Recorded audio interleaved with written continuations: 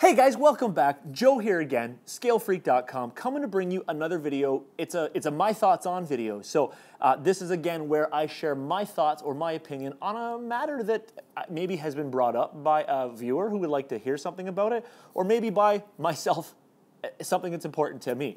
This week, my thoughts on is going to be on YouTube. Everything around this thing right now. Basically, I've been doing the YouTube thing. If you take a look at my channel itself, it says that I've been a member on YouTube since I think 2008, but I've really only been serious about making videos for the past couple of years.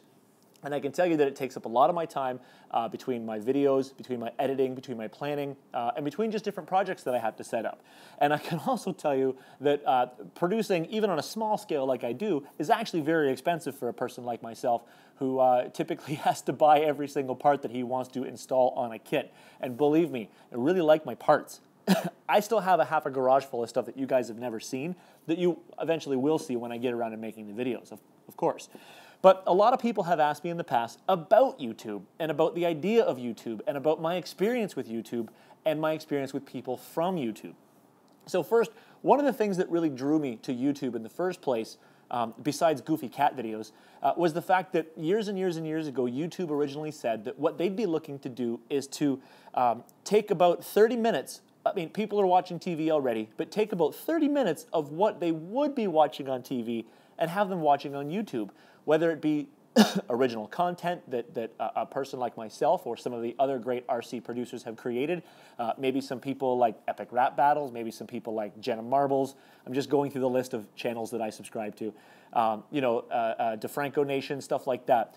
And basically what they were going to do was just become this replacement for television, or sorry, I shouldn't say replacement, I should say maybe a supplement for television, because of course there are some networks that do kind of jump on board with releasing stuff, but it's typically only snippets that get you to go, like say for example, not Colbert, sorry, what's his name? The John Oliver. John Oliver last week tonight, or whatever it was, the name of his show, they put little snippets on YouTube to try to get you to go to HBO and watch the whole show. It's almost worked, except for the fact that here in Canada, HBO is expensive as hell. And I don't have cable. I actually canceled television over 5 years ago because everything I watch is pretty much from YouTube now. It's been amazing to watch some of the web series that you can watch here. There was this series I watched a while ago called H+, which was only on YouTube and released by Warner Brothers. It was absolutely amazing. Go check it out. H and then plus sign. It's pretty neat. There's like 50-something episodes. It's really cool. But you get the idea. You can go and watch stuff like Roadkill. Those guys are amazing. Dirt Every Day. Motor Trend. I'm a car guy. Motor Trend has an amazing channel. And stuff like the Torque series. All of that stuff is broadcast live and then kept forever. And even my favorite sport, lacrosse, the National Lacrosse League, plays every game live on YouTube and then it's stored forever. How cool is that, man? Like, that's amazing. I don't have to have TV and I still get everything that I want. But okay, anyway, aside how I feel about watching YouTube, because I love it, and there's still a ton of great cat videos out there. And Fail Blog, or Fail Army, or whatever it is, absolutely amazing. 1 second, guys. All right. So the second question has been making videos for YouTube. Now, making videos for YouTube for me has been a hobby on its own. Forget the RC cars. I could be making videos about absolutely anything, and I absolutely love to do it. I love the process of editing. I like getting everything to sync together, finding different ideas and things like that. I love the idea of making up original segments. I love the idea of getting friends together to do this with me. Engagement. I love making things that people like to watch, and that to me in its own is a hobby all by itself, which is phenomenal because it costs money, and hobbies should cost money.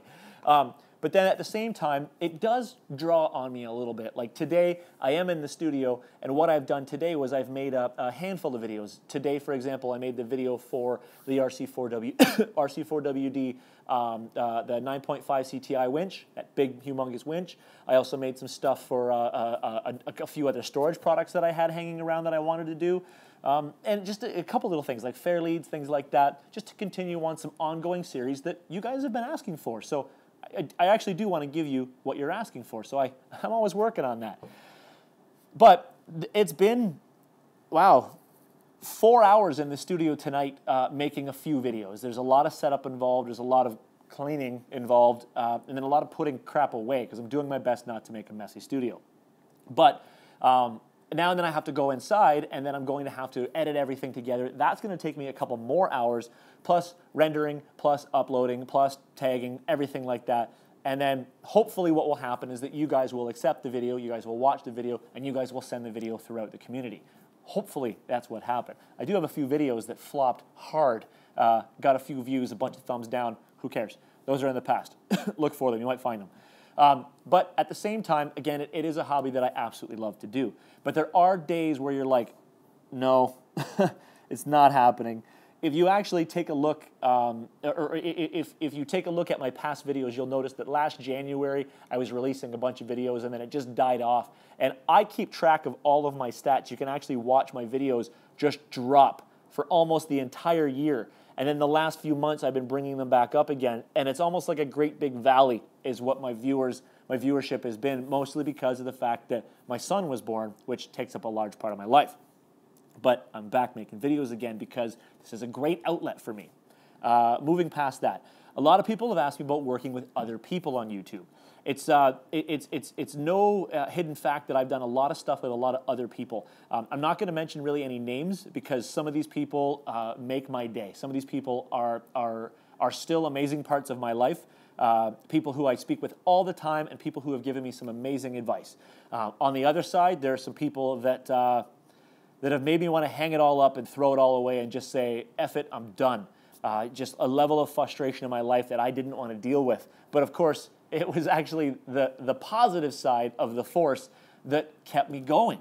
And so in all honesty, I mean, I love the comments that I get from you guys and I love making videos for you guys. But at the end of the day, there needs to be that cost versus benefit. And the benefit for me is how I feel after I make these videos. And when I've got the trolls and the negative side dragging me down that much into a pit, really at one point, I just kind of want to sell it all and get rid of it.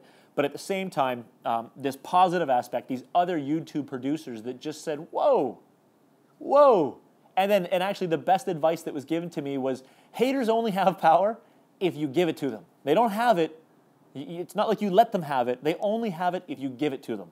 So I actually took that to heart pretty hard and changed a lot of stuff about the channel, changed a lot of things about what I was doing. And at this point, I don't give a shit about haters anymore. You guys make me stronger. Thank you. But really what it comes down to is yes, I've worked with a lot of people in the past, but no matter whether it ended well, it's still going on, or it ended positively, I learned something from everything. You always have to be learning. And in YouTube, it's the exact same thing. I learn from every video that I watch. I learn with every person that I've actually collaborated with. But at the same time, YouTube can be ridiculously positive. Say, for example, I've actually had people here, viewers, and this is a good thing, by the way, this is a good thing. I've actually had viewers to my house, in my studio, doing videos with me. I had this one gentleman named Daniel. Him and his wife Alice came here. Alice sat in a chair right here, and we recorded a bench questions right over there. And him and his wife came to Niagara Falls for a vacation, and they hit me up and said, hey, we're in the area. Can I say hi? I said, say hi. Let's do a video, man. So Daniel came here. We did a video. Blew me away. It was amazing to be able to meet some of these people. Same with people from out of the area. Look at GCM Racing. I mean, I've been dealing with Chris for years through email, maybe a phone call, but getting him to my house to do videos, spending the night in my city, absolutely amazing. I don't think any of that would have been possible without YouTube. Oh, hell, Brian Parker and the Recon G6, again, I don't think any of that would have been possible if it wasn't for my videos on YouTube, him seeing them, and us connecting, and then me bringing him into my house, and him sleeping on my couch and hanging out with my dog. It was an amazing experience. And again, these are all positive things that come from YouTube. Now, there is the business side of YouTube as well. And I get asked very often, how do you get paid from YouTube? And really, back in the day, it used to be kind of an invite-only thing. It was like a boys' club. If you had a certain level of engagement, a certain number of videos, and a certain number of views and likes and stuff like that, they would send you an email saying, would you like to be a YouTube partner? And of course, I almost did a cartwheel that day when I saw that email come in. I was like, would I ever? That's when it all started. And it was pretty neat when I was making like 12, 13 cents a month. It was amazing. A month, guys. Now, since then, I know that YouTube has actually made it so that almost anybody can monetize a video as long as it's original content, which is awesome because it gets more people into it and making videos. And guys, it's not necessarily that people shouldn't be making money off of YouTube, because honestly, if you spend your day watching YouTube, it didn't cost you a penny. It didn't cost you a nickel to watch somebody else's hard-earned work. So don't bitch about it. Let them have it. Watch all their videos if you like it. Comment, thumbs up, everything. The reason why I say that is because the pay structure for YouTube right now, I don't understand it. I have absolutely no idea how it works. I don't have a clue. The only thing I pretend to know is that it's based on engagement, which is why you'll always hear somebody say, hey, click the like, put a comment down. It's all based on engagement. So your favorite YouTube producers are going to need you to help them by creating conversation and sharing the video throughout the internet. That's how they can afford, like myself, to get more parts, to be able to make more videos. Can't take it all out of my own pocket. Won't work that way. Wife will shut it down. But if I've got a little bit of something coming in to help supplement it, she doesn't feel as bad. She understands that I need to keep making the videos. I don't think she watches these guys, so come on, keep doing this so I can get more stuff in. I want to keep buying parts. But again, a lot of people have asked me that in the past is how does the pay structure work? I have absolutely really no clue. I know that the pay structure is so convoluted now, but it's based on a bunch of different things that all come down to engagement of what I can do for you and how you respond to it. So that's kind of how it goes. What else is there? Entitlement on YouTube. That's a little bit goofy. I've seen some stuff, I've met some people, I've read some things, and I've watched some videos where people start to, and it's like everything in life, people start to get entitled when they start to get good at something, or they start to get a large fan base or a large viewer base. But really, in life, no one should feel entitled to anything. You all work hard, you get what you get, and you should celebrate your success, but don't expect it. Haters on YouTube towards entitlement. This is a sticky subject. This is something I've actually discussed quite a bit with quite a few people. Some people will watch a video of a person and get an opinion that that person's an asshole or that person's a dickhead, when actually in real life, it may be the nicest guy in the entire world. And most of the time, it's not even the opinion that they've derived themselves. They got it from someone else.